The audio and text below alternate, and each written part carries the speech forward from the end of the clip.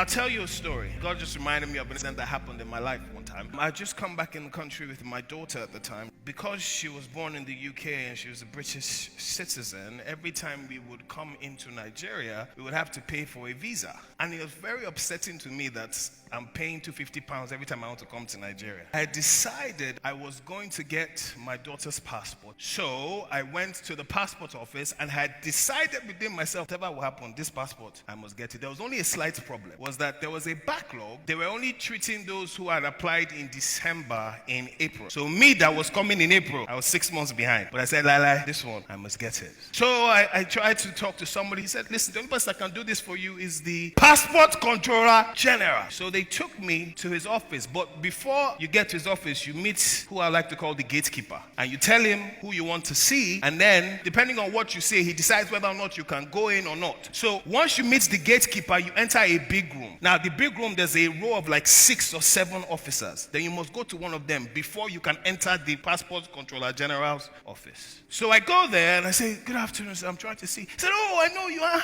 Pastor J, show yourself. I was like, huh? I listened to your show yourself. I was like, yes, sir, it's me. Please help me.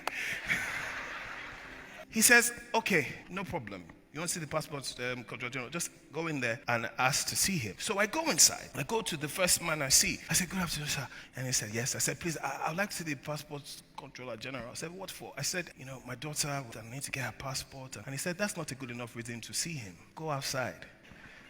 I was a bit confused. So I turned around and I went back to the gatekeeper to tell him, I said, what happened? He said I could not see him. Now this is what he said to me. Do you not know that you are the son of Bimbo and Taiwo Odukoya? Do you not know that you are an enabled man? Go back in there, tell them who you are, and demand to see the Passport Controller General. Go back and tell them who you are. I said, oh, okay, sir. I go back to the man. I said, sir, the man outside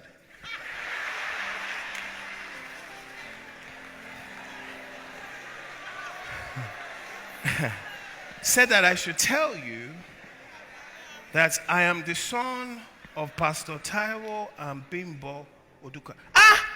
Why did you say so before? Come. Bring the form. Let me fill it for you. What do you need? Yeah, I'm telling you. Fill.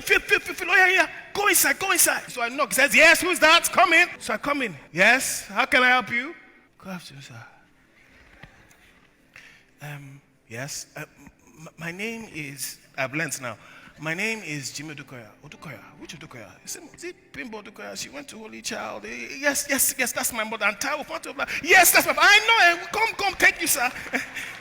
What can I do for you? He said, sir, I'm trying to get my daughter's passport. I said, when did you apply? Yesterday, sir. I said, who is handling your file? Call him.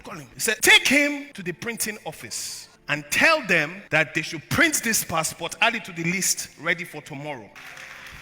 Thank you, sir. So we go to the printing office. The gate is locked. It's closed. He says that this one is straight from Ogao. So Oga said she writes the name. There were 36 names. My daughter's name was number 37. It was not there. They wrote it in. And the next morning, and they said, come and pick it up tomorrow morning. And I was in the car, just ruminating on what had just happened. I'm like, And then God said to me, if the name of your father and mother can open up doors for you, how much more my name?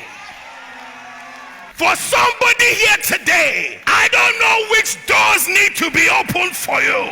I don't know where your name is being discussed in the corridor of power, but you don't need to know